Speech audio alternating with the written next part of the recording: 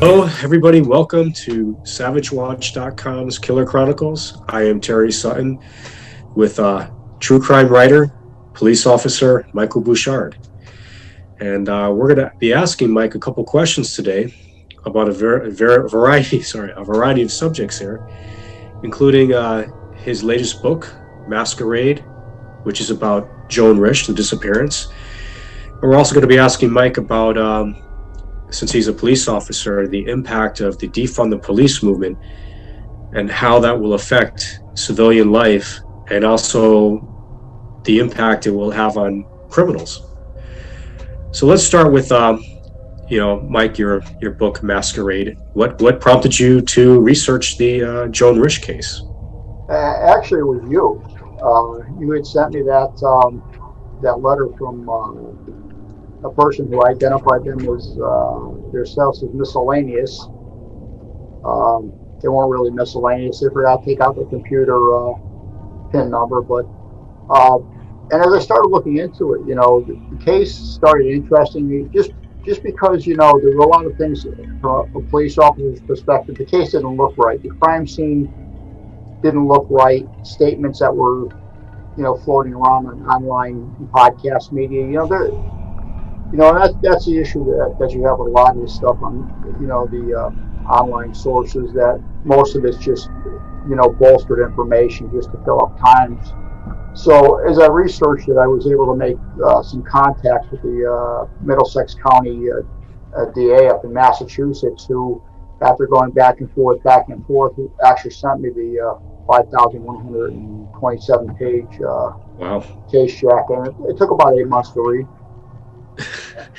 That's a lot of evidence that they sent you, and most of that was not released to the public. There's been a lot of people on the internet that have talked about various theories. Was it a suicide? Was it a homicide? Was it a voluntary disappearance? What do you think, or is that basically left in the book?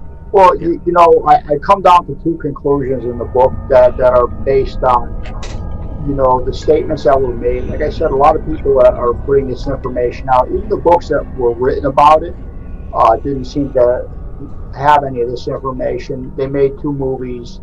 I watched one, and it was so far out into the left field, honestly, it wasn't really worth watching, because what they did was they took a case, and you could tell that they weren't really familiar with the whole case itself.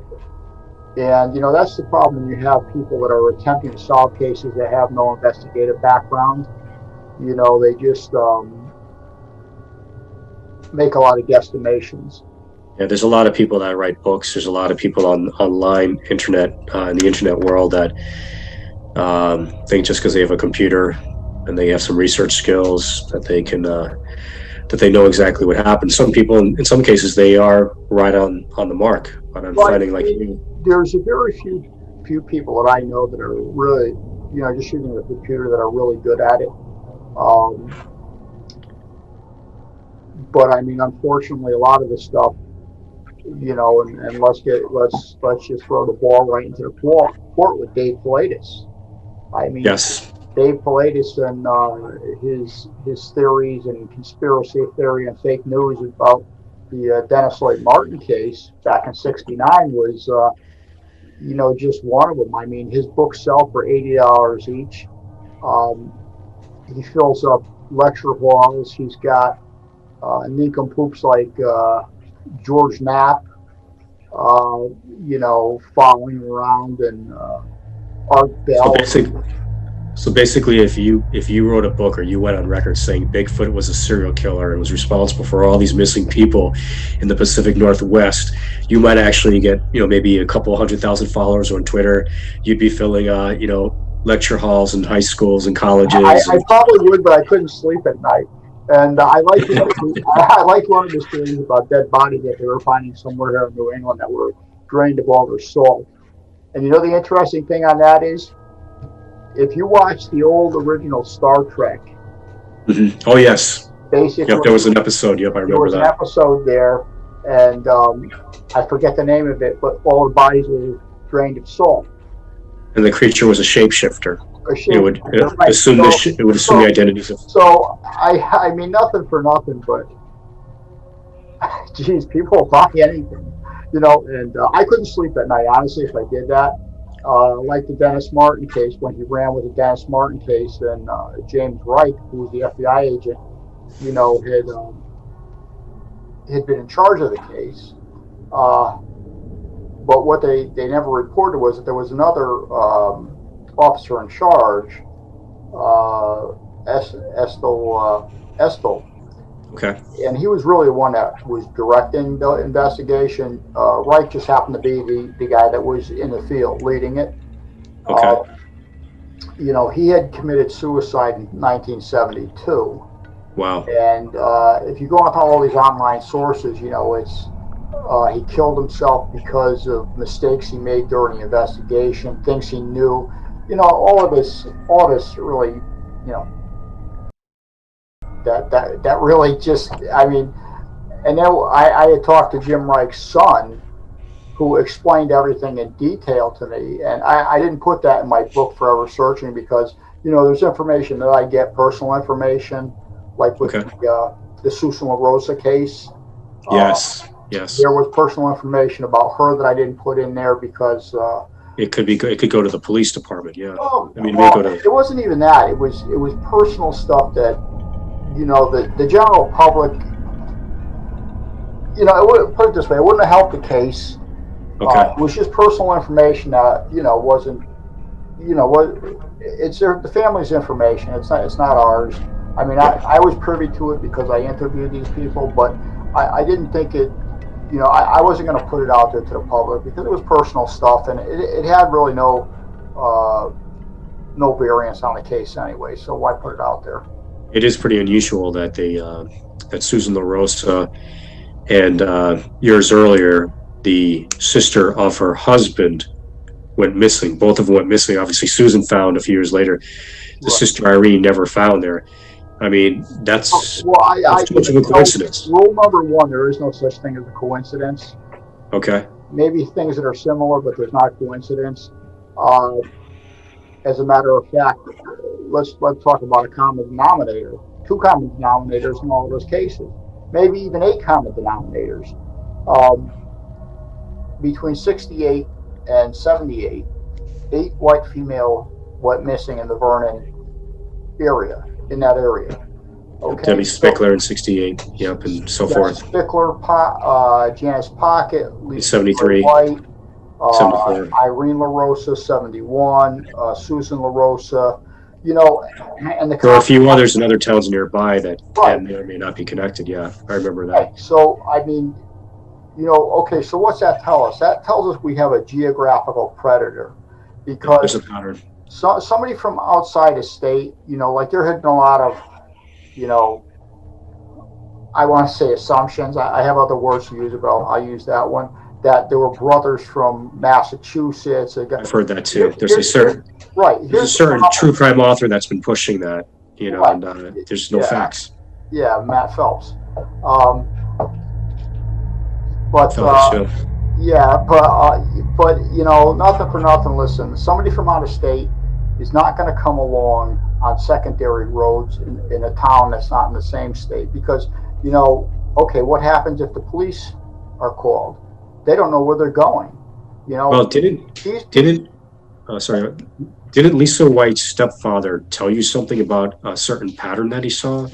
Well, when I talked to him, there were a lot of patterns.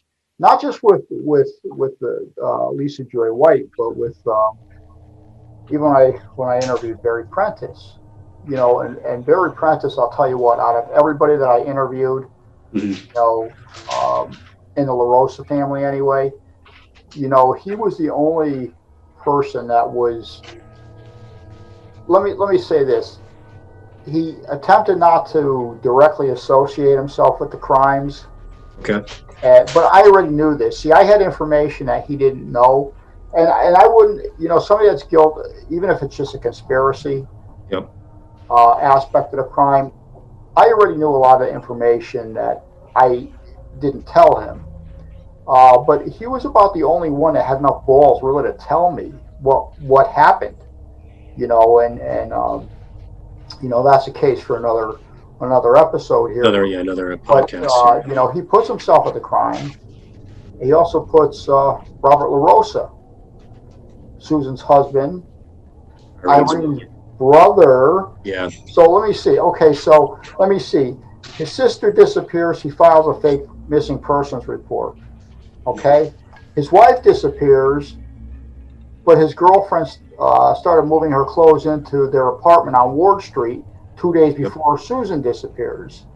And Lisa White doesn't live too far from where Well, Lisa White also had a connection with them. Yep. Nathan LaRosa, because they lived on the same road at one time, and then we have that suspicious van. She supposedly was last seen on Ward Street, which is not too far from where. Right, Ward Street. No, that actually lived on Ward Street, and she was last seen, I think, either Prospect or some road there. She was like seen 2 blocks away from where Robert, I guess, had lived with his wife. Right. So you know, I mean, there's a lot of common denominators.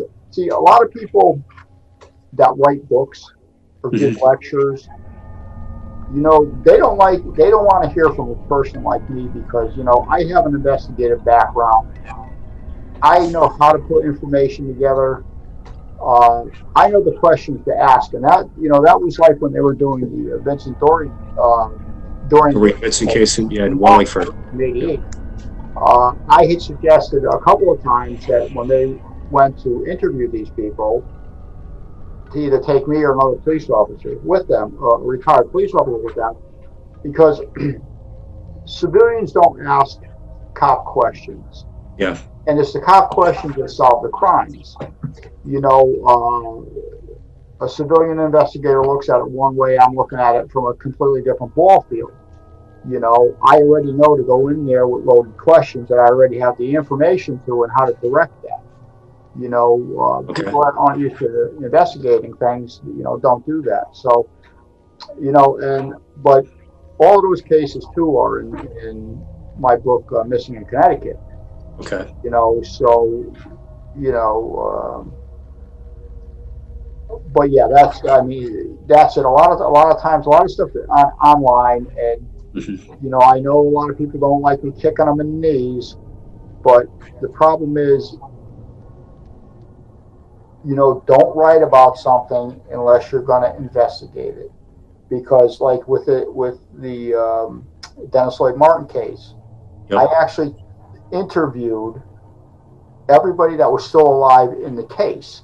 I just didn't take off all this information from an online source and then say, oh, here's my book. I actually interviewed Harold Key, the only real witness. And the funny thing about that is, you know, the freedom, that case itself will basically explain to you how it happened. I have one of my cats around here who's trying to jump up here and ruin the broadcast here. Let me just talk through that. This may end up sounding like one big beep at the end. Well, I mean, I with Dennis Martin, you have some theories. I don't want to give it away because, you know, we obviously want people to look at the book there, but you have one particular theory which you think might have happened to him. Yeah. Obviously, that you have your own theories about what happened with Susan LaRosa and Irene LaRosa. Obviously, in the Missing in Connecticut book, your Missing in Connecticut book details a whole bunch of disappearances and as well as unidentified remains. Right. It starts from let's see, the shoebox homicide. Yep, that's a famous one. In 1886, all the way up to 2011, the Hispanic kid that went missing on that dirt bike you and I talked about. Oh yeah, that's one that we're not really supposed to talk about. Yeah, that's that had some you know, those were bad people. You know, you got to watch out who you deal with, you know, because not everybody's a nice guy.